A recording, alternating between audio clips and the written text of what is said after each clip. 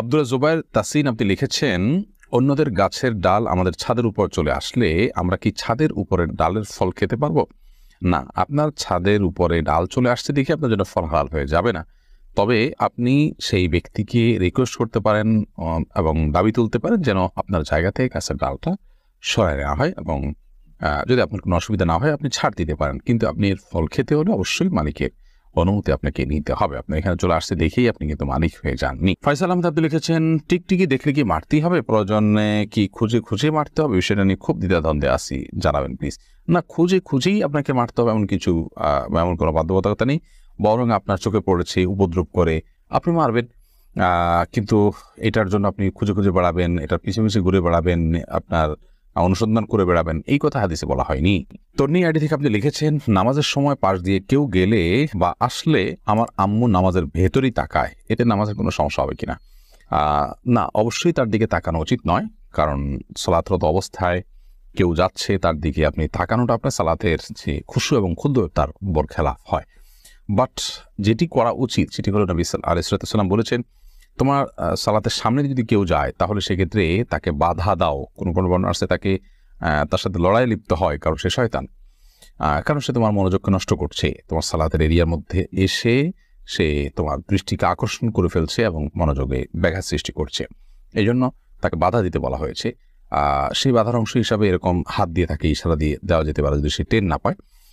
আর এর বাইরে তার দিকে তাকিয়ে থাকলে তো কোনো লাভ নাই, বিধায় তাকিয়ে নিজের সালাতের মনোযোগ নষ্ট করার তো কোনো যৌক্তিকতা নেই, বিধায় আপনার আম্মাকে বলতে হবে এই কাজটি করা যাবে না। প্রজাপতি রিয়ালি থেকে আপনি লিখেছেন, ভাঙা প্লেটে খাওয়া যাবে কিনা? ভাঙা প্লেটে খাওয়া যাবে, কোনো অসুবিধা নেই। ভাঙা আয়নায় মাথা চেহারা দেখা যাবে, সেটাতে কোনো অসুবিধা নেই। আমরা অনেকে মনে করি ভাঙা প্লেটে খাওয়া যাবে না, ভাঙা আয়নায় চেহারা দেখা যাবে না, এটা নিছকই আমাদের সামাজিক কুসংস্কার।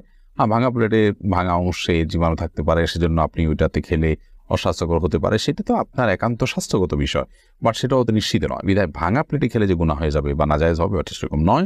এবং ভাঙা আয়নায় চেহারা দেখলে কোনো অসুবিধা হবে না। এমনি মুস্তাফিজুর রহমান আপনি লিখেছেন, কোরআন কারীম যদি ভুল বশত পায়ে লাগে অথবা নিচে পড়ে যায়, করণীয় কি? ভুল বশত পায়ে লাগলে অথবা নিচে পড়ে গেলে আল্লাহর কাছে মাপ চাইতে হবে, যদি এটা অনিচ্ছাকৃত, তারপরে মাপ চাই নিতে হবে, এবং সেই সাথে ভবিষ্যতে যেন এরকমটি না হয় সেজন্য সাবধানতা অবলম্বন করতে হবে।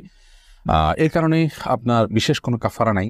আমরা ছোটবেলা থেকে যে সমস্ত কথা শুনে আসছি যে এর কারণে এত কেজি লবণ দিতে হবে, চাল দিতে হবে গরিবকে ইত্যাদি, কিন্তু আমাদের নিজেদের মন গড়া নানান কথাবার্তা।